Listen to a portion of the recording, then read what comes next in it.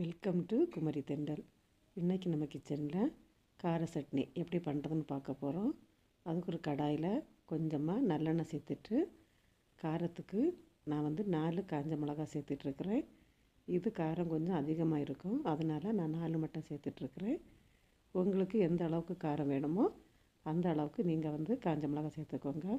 இதை இப்போ எண்ணெயில் நல்லா வதக்கி எடுத்துட்டு இதில் ஒரு 2 மீடியம் சைஸு பெரிய வெங்காயத்தை இந்த மாதிரி கட் பண்ணிவிட்டு சேர்த்துடலாம். வெங்காயம் ஓரளவுக்கு நல்லா வதங்கி வரட்டும்.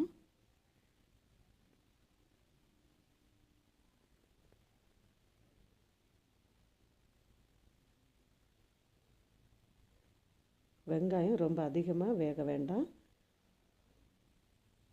லைட்டாக கலர் சேஞ்ச் ஆகி இந்த மாதிரி கண்ணாடி பதத்துக்கு வரணும். இந்த டைமில் நம்ம இதில் தக்காளி சேர்த்துடலாம்.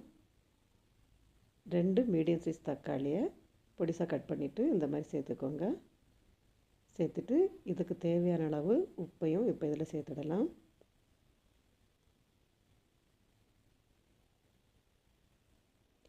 உப்பு சேர்த்ததுக்கப்புறமா இதை ஒரு வாட்டி நல்லா கலந்து விட்டுக்கோங்க.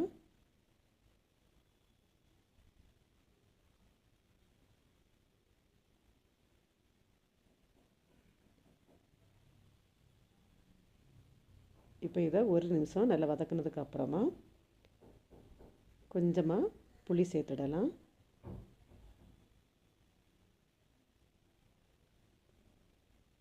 சேர்த்துட்டு கொஞ்சமாக கருவேப்பிலை இவ்வளவும் சேர்த்துட்டு தக்காளி வேகிறது வரைக்கும் நல்லா இதை வதக்கி எடுத்துடலாம். இப்போ மூடி போட்டு தக்காளியை வேக வைக்கலாம். தக்காளி நல்லா வெந்து வரட்டும்.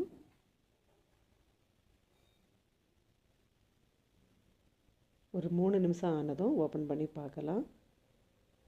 தக்காளி நல்லா குழைவாகவே வெந்து வந்துட்டுருக்குது.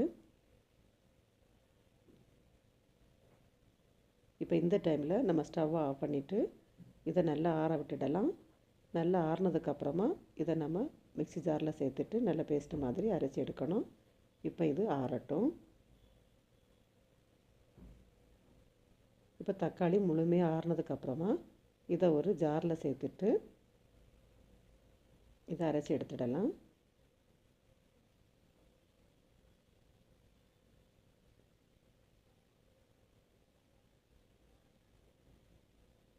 இந்த மாதிரி நல்லா அரைச்சி எடுத்ததுக்கப்புறமா இதை ஒரு பாத்திரத்துக்கு மாற்றிட்டு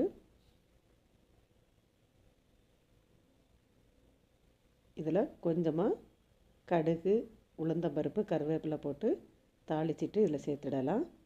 அருமையான கார சட்னி ரெடி ஆகிடுச்சு. நீங்களும் இதே மாதிரி ட்ரை பண்ணி பார்த்து எப்படி இருந்துச்சுன்னு சொல்லுங்கள்.